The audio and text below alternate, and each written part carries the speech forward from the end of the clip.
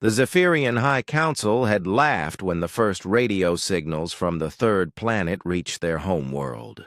Ambassador Crixtall still remembered the recording that had circulated through their crystalline cities. Primitive electromagnetic, waves carrying what the humans called music and news broadcasts. The entire galactic community had dismissed Earth as another backwater world, centuries behind civilized spacefaring species. That was their first mistake. "Impossible," whispered Admiral Vorthok as his sensors detected the approaching fleet. The Zephyrian command ship, Ethereal Dominance, had been patrolling the outer rim of human space for 3 standard cycles, confident that these primitives posed no threat to the galactic hegemony. They had been wrong before about primitive species, but never this catastrophically wrong. The human fleet materialized from what should have been empty space, their ships emerging from some form of dimensional fold that Zephyrian science couldn't even detect until it was too late.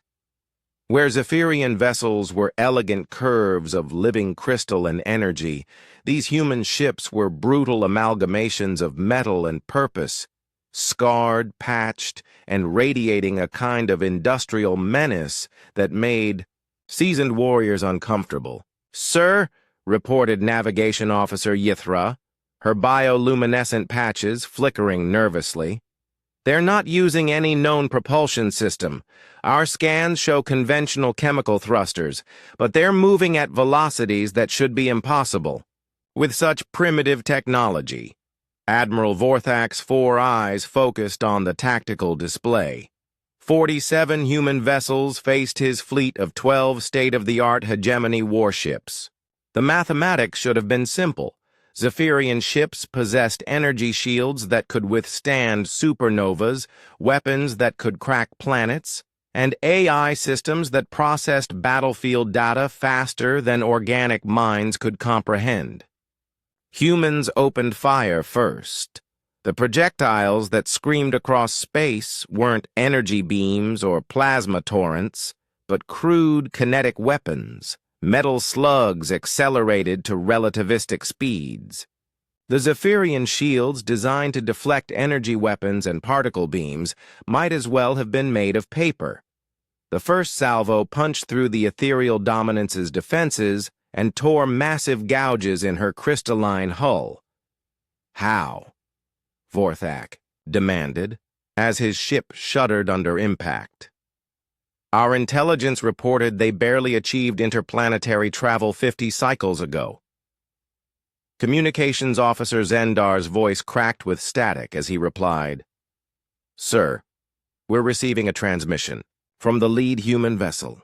The view screen flickered to life, revealing a creature that looked almost comically primitive, bipedal, covered in artificial materials with 2 small eyes and a mouth full of calcium deposits it used for breaking down food.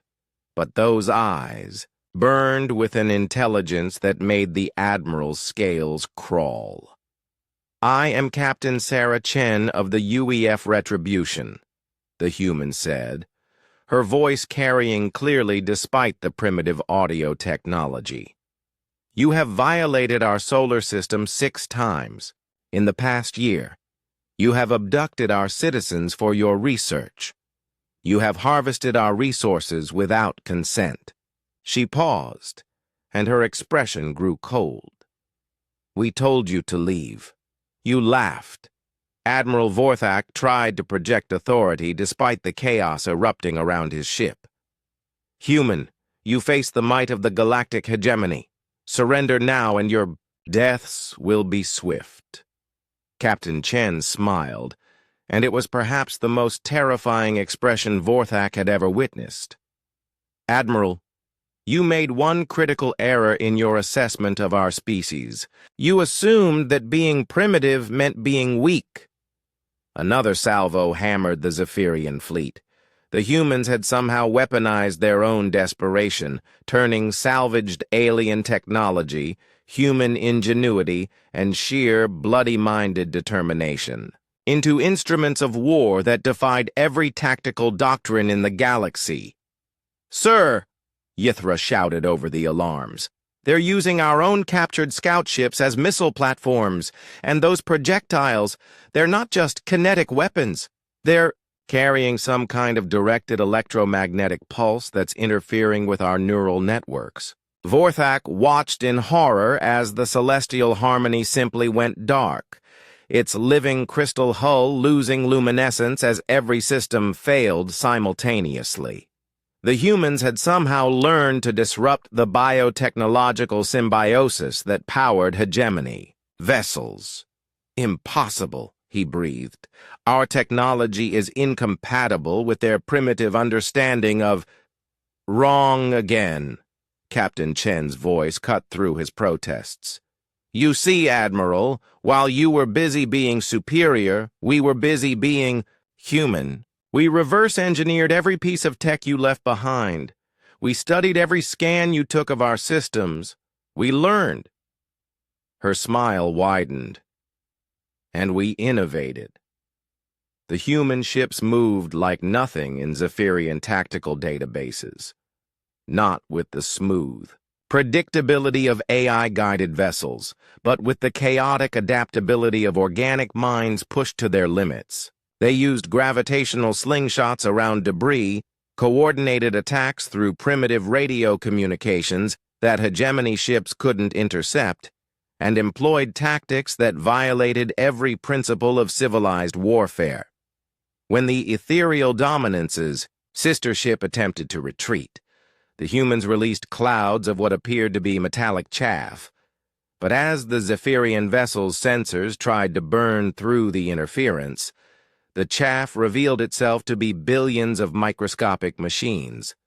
Primitive, by galactic standards, but perfectly designed to seek out and dismantle the organic components of hegemony technology. "Stand down," Vorthak finally transmitted, his pride bleeding away with his ship's atmosphere. We yield." Captain Chen studied him for a long moment. "Admiral, you're going to return to your hegemony and deliver a message. Tell them that Earth is no longer open for exploitation. Tell them that humans are no longer subjects for experimentation. Tell them that the next fleet that enters our space uninvited won't be met with demands for surrender." She leaned forward, and her voice dropped to barely above a whisper. "Tell them that the primitives have learned to bite back." As the surviving Zephyrian ships limped away from the battlefield, Admiral Vorthak composed his report with trembling appendages. How could he explain that a species barely out of their home system had just redefined galactic warfare? How could he convey that the primitives had turned their very primitiveness into a weapon? The truth was simple and terrifying. The galaxy had underestimated humanity's greatest strength. They weren't advanced enough to be constrained by the rules of civilized warfare. They were just advanced enough to make that dangerous. And now, the galaxy would learn what humans had always known. Sometimes the most dangerous enemy is the one with nothing left to lose and everything to prove.